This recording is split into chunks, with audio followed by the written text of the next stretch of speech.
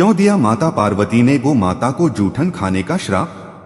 तीज का दिन था और माता पार्वती ने तीज का व्रत रखा था, लेकिन जब पार्वती माता के व्रत खोलने का समय हुआ तब भगवान शिव को उनके साथ थोड़ी हंसी ठिठोली करने का मन हुआ और माता पार्वती को चिढ़ाने के लिए कहीं छिप गए। अब माता पार्वती के व्रत खोलने का समय था, इसलिए वह भगवान शिव को ढूंढ रही थी। उन्होंने शिवजी को हर दिशा में हर जगह ढूंढा, गुफा, जंगल, पहाड़, लेकिन माता पार्वती को शिवजी कहीं नहीं मिले और अंत में थक हार कर माता पार्वती एक खाली मैदान में बैठ गई और शिवजी के आने का इंतजार करने लगी। समय बीतता गया लेकिन भोलेनाथ नहीं आए।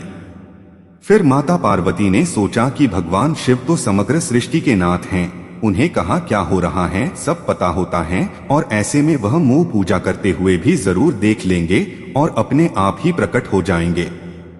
यही सोचकर माता पार्वती ने एक मिट्टी का शिवलिंग बनाया और उसकी पूजा करने लगी और जैसा कि पार्वती माता ने सोचा था वैसे ही भगवान शिव यह सब कुछ अदृश्य होकर देख रहे थे और मन ही मन मुस्कुरा रहे थे। और जैसे ही माता पार्वती की पूजा संपन्न हुई शिवजी वहां प्रकट हुए और माता पार्वती को चिढ़ाते हुए बोले, देवी आपने तो अकेले ही पूजा ही कर ली, आप मेरी प्रतीक्षा भी नहीं की, ऐसा क्यों?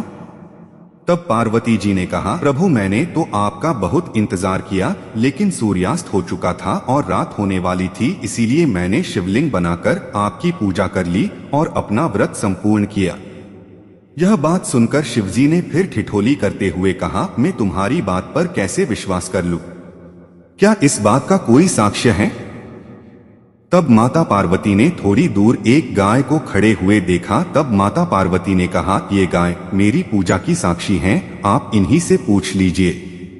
लेकिन वह गाय भी भोलेनाथ की इस हंसी ठिठोली के बारे में जानती थी, जिसकी वजह से जब शिवजी ने उन्हें माता पार्वती की पूजा के बारे में पूछा तब गाय ने ना में सर हिलाया और शिवजी ने हंसते हुए उनसे कहा कि वह बस उनसे थोड़ी हंसी ठिठोली कर रहे थे और वह सच जानते हैं, लेकिन अपने पति के सामने झूठा कहलाने का कलंक माता पार्वती को सहन न हुआ और उन्होंने गाय को श्राप देते हुए कहा, जिस तरह आज तूने झूठ बोला है उसी तरह अब तुझे झूठन ही खानी होगी। भले न तुझे अच्छे से अच्छा भोजन क्यों न मिले, लेकिन तू झूठन के पीछे भागेगी। यह सुनकर गौ माता बहुत ही दुखी हुई और तब शिवजी ने माता पार्वती को बताया कि उस गाय ने मेरे कहने पर ही झूठ बोला था और उसका इसमें कोई दोष नहीं है।